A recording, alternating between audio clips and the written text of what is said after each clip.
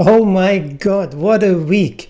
Hi guys, hello everyone. It's Sunday morning. This is Dirk. Time to recap the week and let's start with Bitcoin. And that was not the reason why I shook my head. You'll find out later on what happened this week to me. It's unbelievable. Anyway, let's start with the Bitcoin market.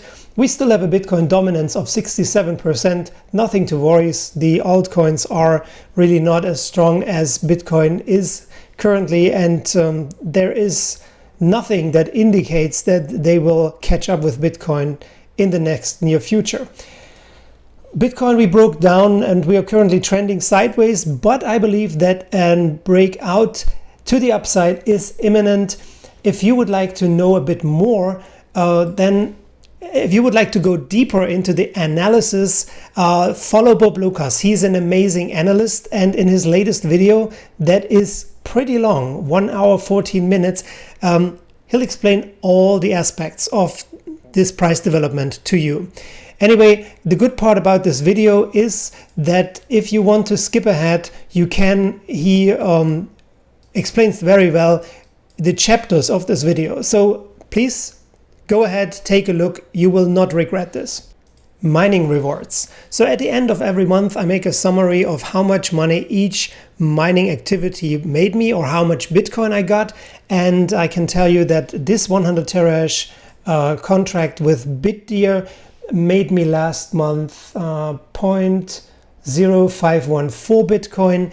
Then I have another one, also 100 terahash, but there was a large power outage, a huge power outage that lasted for about 9 days, and that's why this mining contract made me only 0.038 Bitcoin.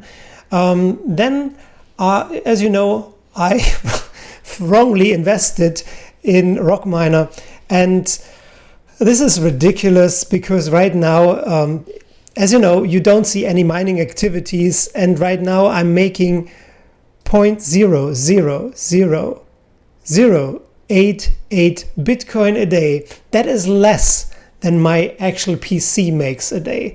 And the worst about that is here on the asset page, you can see that I have to mine for about 6 days to break even with their ridiculously high withdrawal fees.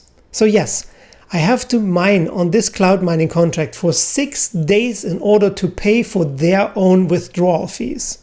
Ridiculous, right? Anyway, let's move on to Nicehash. Nicehash came out with a new upgraded or updated version of the Nicehash miner. I'm currently running the miner that is 1.9.2.14, and they came up with the 0.15 version. I downloaded this miner, I tested it, and it would not connect to the network at all. It would not mine at all. It didn't work. This is another example of Nicehash coming up with products that are not tested at all. I deleted it. I'm back at the 0.14 version and everything works flawless. Nice. So now, the reason why I really shook my head at the beginning of the video and I said, wow, what a mess is, you all remember from last week, if you saw my video, that I complained with APMEX about a piece of gold that I received and it was in used condition. They took it back and they wanted to send me a replacement. And this gold bar was supposed to be delivered on October 3rd and then it didn't arrive. It didn't come on October 4th. And then yesterday I got this message here from USPS delivered at a mailbox in Bonita Springs, Florida with the zip code 34135. Well, the problem was that it was not my mailbox where they delivered it to. So now, guess what? Somebody finds a package in their mailbox, opens the package, and finds a bar of gold. So how high are my chances of receiving this package back? How often does it happen to you that you just open your mail without looking at the label? So that is not necessarily intentionally that you open somebody else's mail, but if somebody does and finds a bar of gold inside this mail, then my chances of receiving it back are not the highest. So I filed a complaint right away with the USPS post office, and they actually yesterday night sent me an email back confirming that they have received it and they are investigating of what happened. But still, so I contacted APMEX and I told them what happened, and I told them that they have to step in, but unfortunately on Saturday, on Sunday, there is no customer service from APMEX, so the first time that they can actually respond to my requests will be tomorrow morning. With every day, my chances of getting this package back are becoming smaller. Of course, my question is, why would APMEX ship out gold without demanding a signature request for the receiver? That's for me not understandable, but we'll see how this thing goes. Currently, I'm in need of explaining that I have not received it. So what I did when I found this mailbox empty, I printed out a slip of paper and taped it to the mailboxes, asking the neighbors if they find a package that is addressed to me to give me a call. We have 4 of those mailboxes in our community, and I just can hope that the people are nice enough and honest enough to contact me when they find this package. We'll see how this goes. What else was this week? Well, October 3rd is the German Unity Day.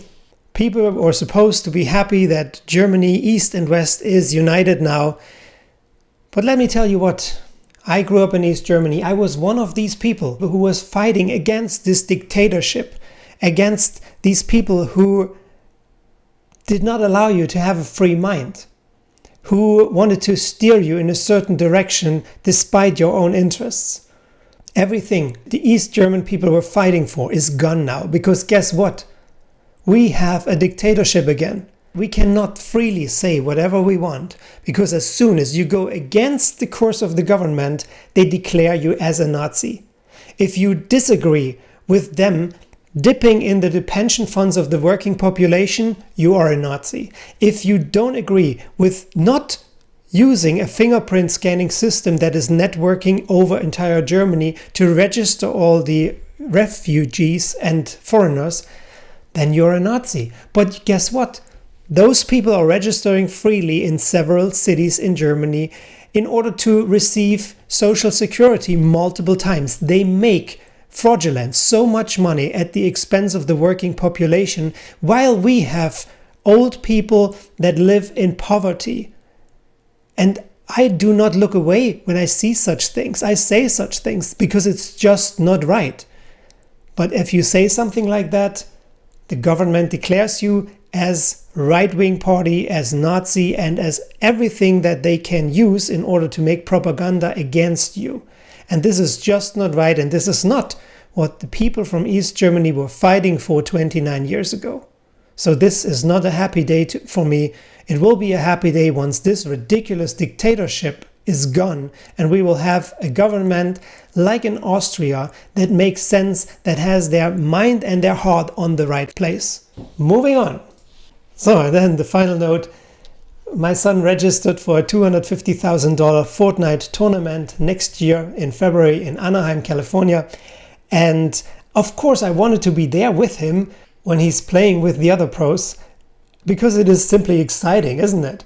But in order to be there with him, I had to buy a ticket myself. Well, and every ticket makes you eligible to participate in this tournament. So now guess who's participating next year in the $250,000 Fortnite tournament? Yes, it's going to be me. And I'm such a bot. I'm really not good at this, but it doesn't matter. It is really the fun of the moment. And I'm definitely going to be there, and I'm going to participate. So be excited about this. I'll keep you posted. Well, this was my week in a nutshell. And yes, it was partially nice, it was partially crazy, and it's partially madness. But I hope you enjoyed this little video. Thanks for watching, and peace out.